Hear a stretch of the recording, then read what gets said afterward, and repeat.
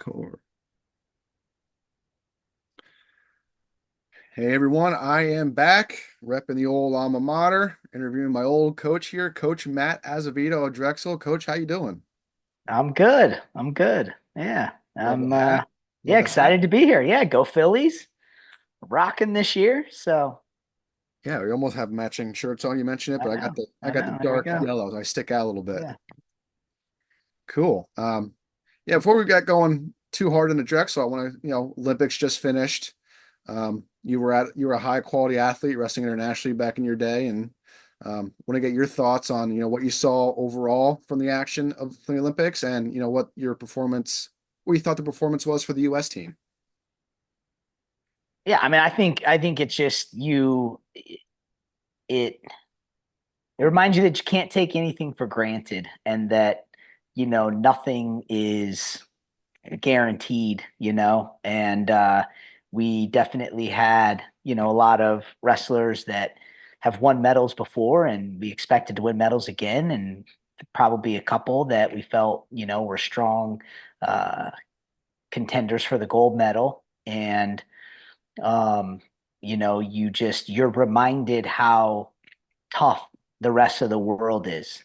And we are equally as talented and tough, but it's just there's the margins are slim, and there are a lot of just unbelievable wrestlers out there across the world, and when the Russians are, going to other countries, representing other countries, and you're having to beat multiple Russians in one tournament, that also makes it challenging. So, you know, just like it is, just like you're seeing Americans go to other countries and represent, so we've got that depth too, and so you're seeing that as well. But um, yeah, I mean, obviously, I've got some history with Kyle Dake, and I was, fortunate to coach him for a couple years, so I was really rooting for him and really felt like this was his year to win a gold medal, and he fell short, and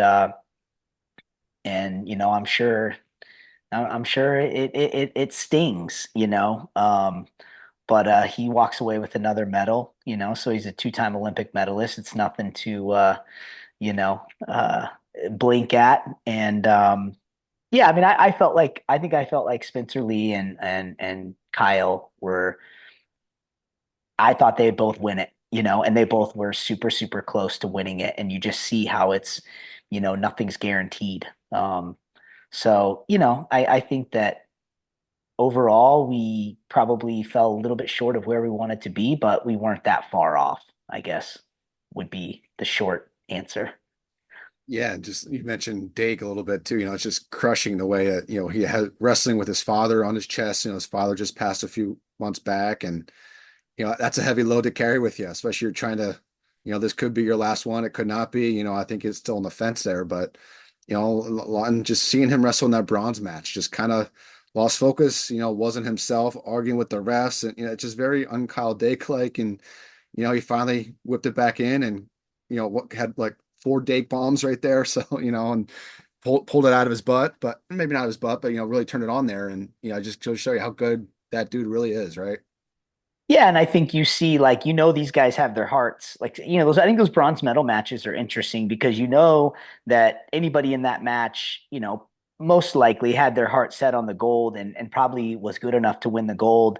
And to see them fight back and settle for something less than what they wanted, but yet still really dig deep and have to get gritty and, do something that they're probably not super excited about, but they do it, and then when they win that medal, especially in that type of, fashion, it does feel good. They are excited. They do get some joy out of that, because it does still mean something, and you still are top three in the world. And it's maybe not what you came for, but you are, at least you're ending the tournament on a win, which we all know how that feels.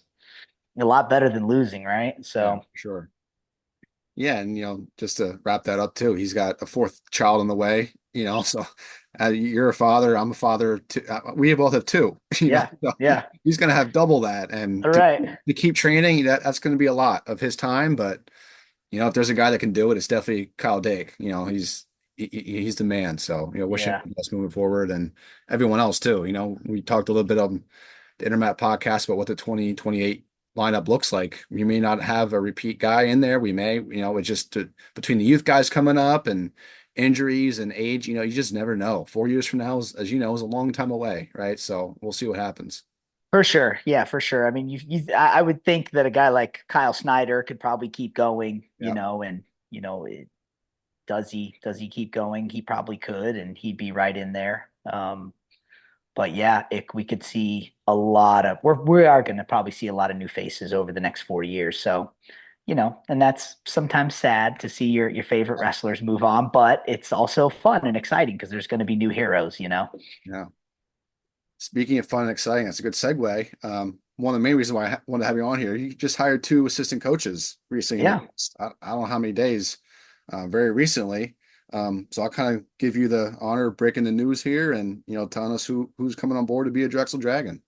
Yeah, yeah, we're super excited to add two new coaches to our staff. First off, we have Jimmy Overhiser, who wrestled collegiately at Cornell, had a short coaching stint at Army, West Point, and then was also most recently a part of a new Division I program down in Texas called Tarleton State, and we were able to bring him back to the East Coast. And I'm really excited about Jimmy just because he's so passionate about coaching and recruiting. His strength lies in recruiting and all the activities around being a good recruiter. And he loves it. He loves, getting out there, scouting kids. He's got a memory that's hard to compete with. He remembers every kid, knows what weight class, what their junior high record was, and so I'm excited to have Jimmy on staff because I know he's just going to add so much to the recruiting, and just he loves to work with kids in the room. So um, I'm I'm super excited about that hire. I think he's going to add a lot to our program. So, and then our other assistant coach will be Chad Walsh, who two-time All-American from Ryder, as a wrestler, as a collegiate wrestler himself, and then most recently was coaching at Columbia University for I think 2 seasons, maybe three, and then before that he was at Davidson. So he brings great experience as a competitor, having success at the national tournament, and then also, 5 years of, college coaching experience, which, him and Jimmy both bringing that previous college coaching experience, I think is going to, uh, add value in ways that maybe we haven't had in the past. And they will join, obviously, myself and Mauro Carenti, who joined our staff last fall. So Morrow has come on and just, hit the ground running and made an unbelievable impact within our team. I mean, was a heavyweight in college, but he works with every guy on the team. So it's pretty impressive. So yeah, we've got a staff that's, really excited to, you know, be a part of this program and really get to coach this team that we have, on deck, that we're all really excited about. Yeah, Chad Walsh coming in as a coach, going to be coaching his brother too. You Coaching. don't see that very often, right? No, and I talked to Chad actually a little over a year ago about potentially joining our staff, and it wasn't the right timing then. But he would actually come in our room in the summers to work out with his brother, and just because he would be back, around this area, them being from Jersey, just over the bridge from Philadelphia. He'd be in our room, so he's familiar with our guys and got to know a lot of Cody's friends, and so. Yeah, he's pumped. He's pumped to be back, like kind of in his old stomping grounds and being able to coach his brother for the next 2 years, during his junior senior year. So Yeah, and just remember growing up watching all the Walsh brothers. Really fun to watch. Maybe a little unorthodox, yep. teaching guys, yeah, reach back from bottom. Basics. You're not supposed to do that, right? But they get away with it and bringing some of those nuances and just unorthodox style to the room. It could be. Well, and to that point, we've got a lot of guys on our team that have similar orthodox style. I mean, you look at a Mickey O'Malley, you look at a Luke Nichter, and we've got a couple guys in the lightweights too that they're not. they're not all, winning matches by attacking the legs. They have some upper body stuff. They've got good defense. They're tough on top, and Chad definitely brings, that element. He was able to be really successful, wrestling, that style. So it's a good fit. Yeah, I'm satisfied as alum. I'm satisfied. You got my stamp of approval for both All those guys, right. if that means anything. Yeah, just talking to Jimmy when he was at Army, good dude, really knows his stuff. Like you said, memory recruits guys well, and I just hope you have proper size polos for that guy because his bicep is pretty big, right? So Well, we were just going over that. Sam, like, are you a large or a medium? And yeah, he's got some guns. That's for yeah, sure. yeah, that'd be fun to have those guys in. Just He's a size medium, sure, but sleeves he's size extra large. So yeah, might have interesting. to get some Yeah, custom made shirts for Jimmy. yeah. I wonder how that works in your budget, but anyway, yeah, a lot of youth um in your coaching staff there. I like that, and it's weird that you're entering your 13th season as head coach at Drexel, which is, like I said, I had you for a few years, and doesn't seem all that long ago. And No, um, not to say this negatively, but it seems like last year might have been your worst year as your head coach, with no national qualifiers. And, but because of that, you were redshirting a bunch of guys and kind of, saving it for this year. You guys are going to have a really good lineup this year. Bringing a lot of guys off a redshirt, notably Mickey O'Malley, like you mentioned before, seventh year of eligibility. Yeah, so tell us a little bit about who you got coming back and, other guys that might make some noise that maybe didn't redshirt first year guys, but I know got Josiah Queen. He's going to get some mat yeah, time this year. He's fun to watch too. yeah. I mean, I think sometimes, you got to take some risks, and that's what we did this year. We took a risk, and you could argue we redshirted our four best wrestlers. I mean, Mickey O'Malley's a guaranteed national qualifier, so you're sitting a national qualifier down. Luke Nichter's been to the national tournament, one match away from going to the tournament last year. Kyle Waterman, one match away from going to the tournament. So these guys are on the cusp, and you're probably sitting three national qualifiers on the bench for a year, and you might say, why would you do that? And I had some people say, why would you do that? And ultimately, it just made sense. One, for Mickey, he wasn't healthy, so it wasn't really, that wasn't a choice. That wasn't a decision. He was, he wasn't healthy and he wasn't able to compete. And so he's now getting healthy and he's ready to be back. You got, Kyle Waterman and Luke Nichter, who both started the season out nationally ranked. So you're, like I said, you're putting nationally ranked guys on the bench, but because of the COVID eligibility, they still have 2 more years of eligibility. And so it just made sense for them to redshirt last year so that they could come back, have an opportunity to compete at the national championships in Philadelphia and then finish out their last 2 years in a row. So the timing there just made sense for them. We had two really young recruiting classes that we wanted to get in the lineup and get them experience. And so by sitting those guys, it gave some younger guys some opportunities. We knew with the lack of experience that we had that it could be our results could be a little down, we thought. And dual meet wise, I thought we actually wrestled pretty well in duels. We won quite a few duels, beat, several quality teams.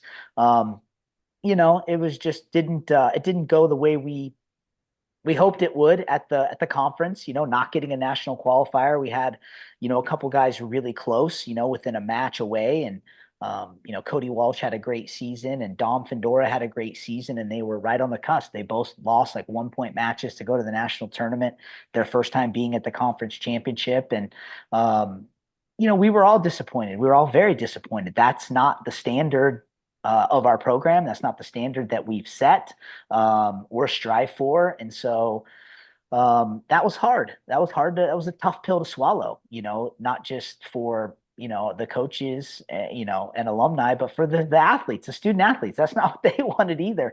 But we do have a master plan. We are looking ahead and we are, you know, um, thinking big picture. And I think for me, it's like we have had lots of national qualifiers. We've done that year after year after year, but what we haven't done is gotten an All-American. We've had several guys right there, 1 point matches, overtime matches. We've been right on the cusp. And for me, it's like that's what my goal is. I want to have a program that's producing all Americans, not just national qualifiers. So it's like, if I wanted national qualifiers last year, we could have had that. But we feel like we've got a team that can have multiple All Americans going into this 2026 season, and we'd have the opportunity to do it here in Philadelphia, right in our backyard. So, what we have coming into this year is just depth that we've never had. And you've been on the team, and a lot of times it was like one guy at each weight, and there wasn't a lot of competition for the starting spot. Where this year we're going to have 6 or 7 weight classes where we're going to have very, very competitive wrestle offs. We're going to have, two wrestlers at almost every weight that have varsity experience, conference championship experience, and even national championship experience, fighting for spots, scrapping it out. And, in my experience, the teams that I've been on, in high school and in college that had a lot of success, had a lot of depth and a lot of competition. And that's what we're going to have this year. And so, we're excited. Our team has not let our lack of success in the postseason hold us back. Our guys were in the room the next week. No one had qualified, but our guys were right back in the room training, practicing, and wanting to get better. Really motivated, motivated. Like, okay, I didn't get what I wanted. Why? Let's watch the video. Let's get to work. And so we really haven't missed a beat. We've been, we trained all through the spring, took a little time off in June, and now we've been back in July and August. And the guys are just really bringing a very intentional focus to their training. So I got off track there, but the guy, we've got, um, you named them, the guys that we redshirted. Yeah, Jisaiah Queen, really a stud freshman that could have potentially been our guy at 174. He'll be back in the mix. Just felt like he wasn't maybe quite ready, so it was like, let's just continue to get him some experience, and really give him an opportunity to put his best foot forward as a redshirt freshman. So we also have a couple transfers. We brought a really talented 141 pounder in from the junior college ranks. He was a national champ this last year at 141 out of Iowa Central. And his name is Malachi Bordovsky. So we're super excited about him coming in, adding some depth there. And then we also added Giuseppe Hoos, who comes to us from Oklahoma. He was their starter this last year at 184, and he was a national qualifier the year before that at Buffalo. And he's also one of those guys that has some extra eligibility due to an injury, hardship, and the COVID. So we're looking to slot him in at 184 and really add just some wisdom, some experience, some upperclassmen, stability there. So we had a lot of success with Brian Benino a couple of years ago. A Yep. 1 year transfer, came in at 184 and ran all the way to the blood round. And Giuseppe is a kid who's super motivated, works really hard, and really believes in himself. So um, kind of bounced around there. I don't know if you want me to kind of go through the lineup at all, but with those couple transfers, 4 guys coming off red shirt, and then some young up and comers like Cody Walsh, Dom Findora. At the lightweights, you have John Hildebrandt, who had some real big wins last year. At 125, we have 2 really capable kids, Gabe Giampetro and Desmond Pleasant, who really came on strong last year. Jordan Suriano's another guy at 141 that we feel like is, really on the cusp of making a big jump. So we've got a lot of options. In the upper weights, we're going to have, maybe some new faces at heavyweight. We got another transfer there, junior college kid Shane Whitney, and then Dom Petrossi, Jersey prospect. It's been on the team for a couple years now. So I think I've hit all the weights there. Yeah. No, But it just there's a lot of depth and there's a lot of just guys putting in their time, right? Loving the sport, loving the the growth aspect of it, and they're making their deposits. yeah, just the point I wanted to make, which you obviously hit, was if you were new to Drexel wrestling last year, you're going to see a completely different team this year in terms of Yeah, experience and just going after it and scoring points. You can see guys like Nick, they're out there throwing guys in their head this year. Same with O'Malley, right? It's going to be a different lineup for you guys, and it's going to be. I hate to say the word better, but there's going to be more wins there, and you're going to Well, get it better be better. probably better results, right? Yeah.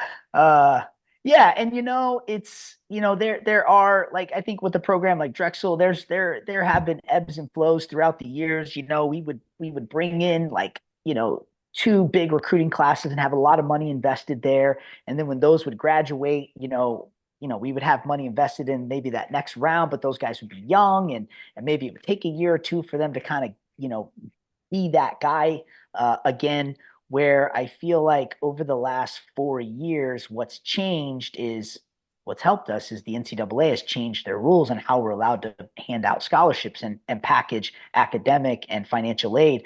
Well, so now we're able to spread our scholarship dollars out a lot more. And so that has allowed us to really increase our depth. I mean, and that's really the huge difference where, before it just it wasn't going as far, in the early years. But now with the new legislation, we've been, kudos to our coaching staff. They've done a great job of going out and getting quality kids and creating a lineup that has a lot of depth. So um, I don't really anticipate us having that ever again, where we have this like, it's kind of like you have a because the year before our team was older, right? We had a bunch of fifth-year seniors, sixth-year seniors, with the Barzak and Benino and the other and Sean O'Malley and Crotman, like those guys. So that was a really good team. That team was nationally ranked for part of the year, um, and then it was like, yeah, then we got young. And so I don't really foresee that happening moving forward because of the depth that we're able to now create and sustain essentially. So Yeah, I mean, the maybe the wrestling results have ebbs and flows, but one thing that I don't think gets mentioned enough, you guys are always top three in GPA every year too, so yeah, you guys keep that going every year steady. Whether if you're not the top, you're the top three, top five, whatever it is, ever since I can remember being on part of those teams too. yeah, I mean, look, that's a testament to the kids. They do a great job.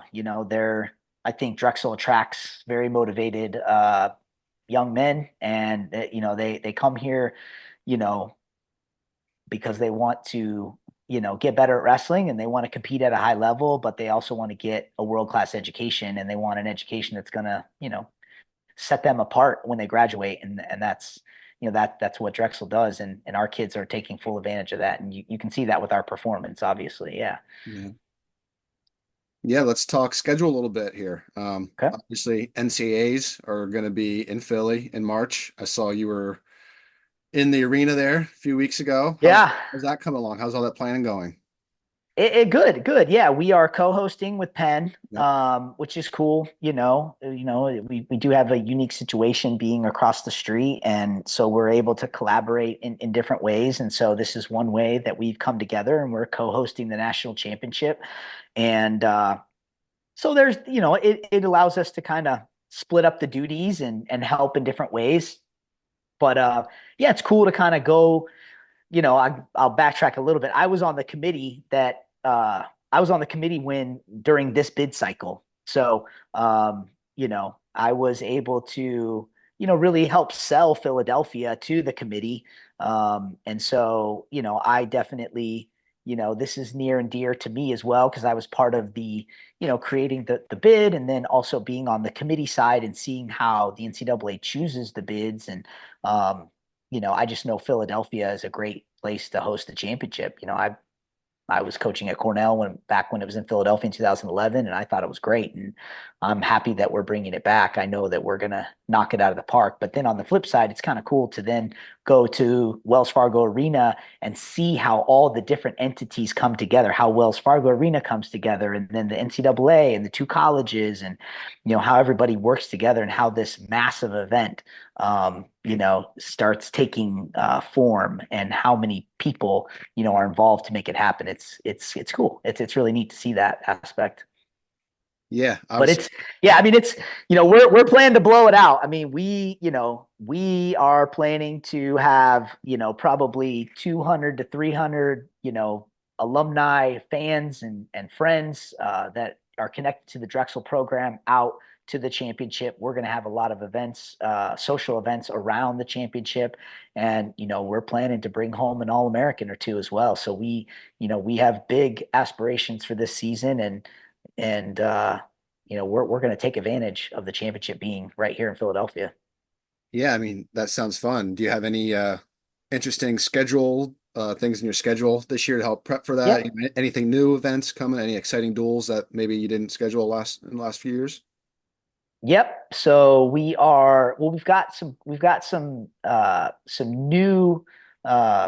new teams on the schedule that are actually coming out to Philadelphia. We're going to have Northern Colorado in Philly. We're going to have South Dakota State, Ohio. So those are three teams that we don't normally see very much. We'll have them all at home. And then we are going to wrestle Penn State this year. Been trying to connect with them.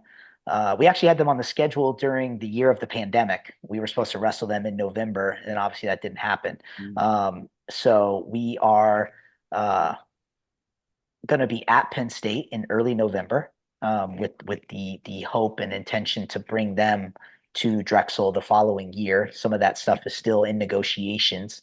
So some of that's tentative, but yeah, adding Penn State.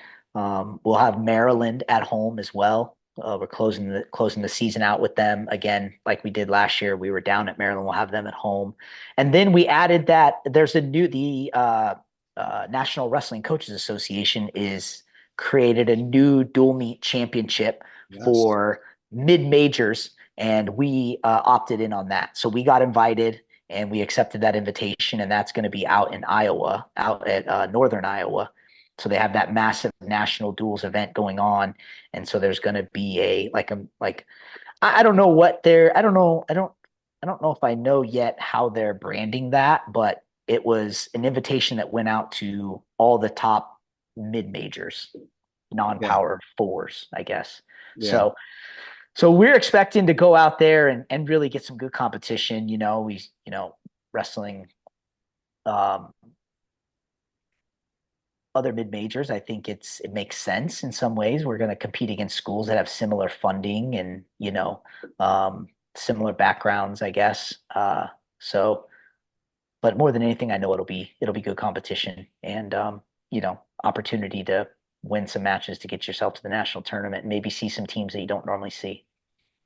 Yeah, it's kind of like you said, hit teams you don't normally see, but are also kind of equivalent to you in funding and budgeting and just size of the school too, I think. And you kind of get caught up in, oh, Penn State this, Maryland that, Ohio State, those are just gigantic schools compared to Drexel and UNIs and the schools you're talking about, Bucknell's, some other teams in the conference. But yeah, I saw that has been added this year. I want to learn more into that and maybe write something up on that. But that I think that's gonna be a cool event for schools like Drexel and to showcase who they are and what they're made of. I think it'll be fun. 100%. And this is a great year for us to do it. The timing is great because we Yeah. have a strong lineup. We've got the depth to go into a dual meet tournament format and do well. And right. And then that's something that we can promote our program within our athletic department. It's like, look, here's how we are matching up against schools that are, peer institutions or peer, programs, if you will. Yeah, that should be fun. We'll change gears here a little bit. We'll go to Drexel adjacent, Pennsylvania RTC. Um, Jordan Burroughs just announced as of I think yesterday that he's coming back. It might have been this morning even. He's coming back. World Team Trials in Omaha a few weeks, about a month from now. So what's it been like in the room there on the ground? Obviously he's ready, but what's the vibe there with him, and what's your thought process on JB and some other PRTC guys that might be going out there? Yeah, well, I mean, the PRTC is definitely going through some changes. When you come off an Olympic cycle, there's going to be some moving around, some jockeying around, and Dave McFadden, who was on our coaching staff, took a job at Cornell. So and then you got a guy like Tyler Berger who's decided to kind of switch gears and get into MMA. And so he's been training full-time MMA, but he's still around and he's going to be helping out. He's still going to be, here in Philadelphia, helping Joey McKenna and working with our guys at Drexel.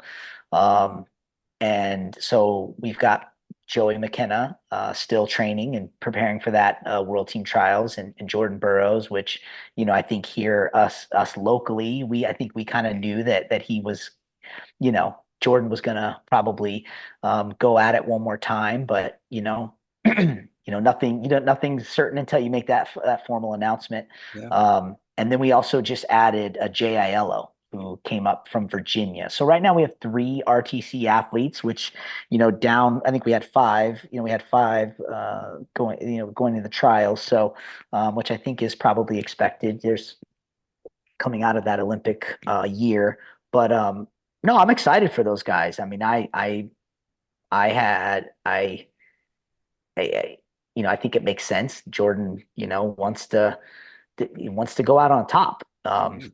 And so I think that's um and at a weight class that he's probably more comfortable at. And I'm excited for him. He's still got a lot of gas in the tank, man. That, when you say what is it like, it's awesome to have a guy like that in our room. To have the most decorated American wrestler in our room.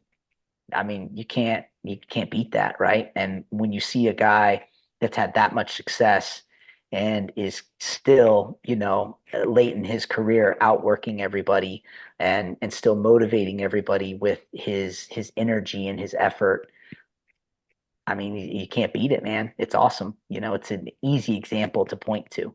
And that doesn't take anything away from guys like Joey and the others, but Jordan obviously has the hardware.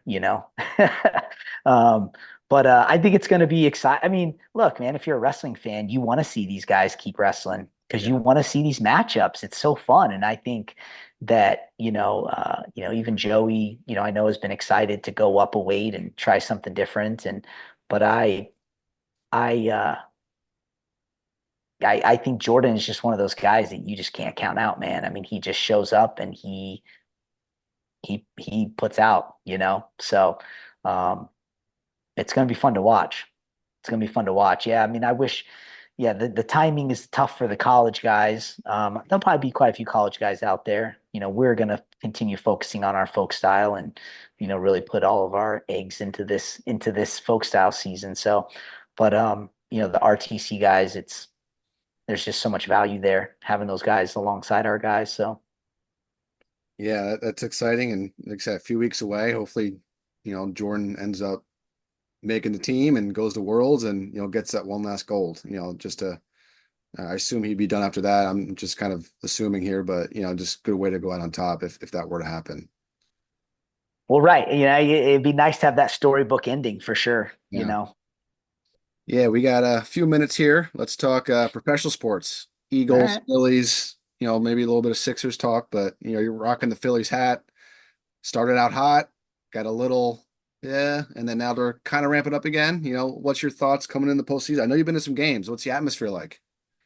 Oh, I mean, the atmosphere at Citizens Bank Park is incredible. I mean, it's Yeah. like, I mean, I went to I took my youngest son to the clinching, the opening round clinching playoff game last season. So they beat the Marlins. It was the best 2 out of 3, I think, that first round or whatever.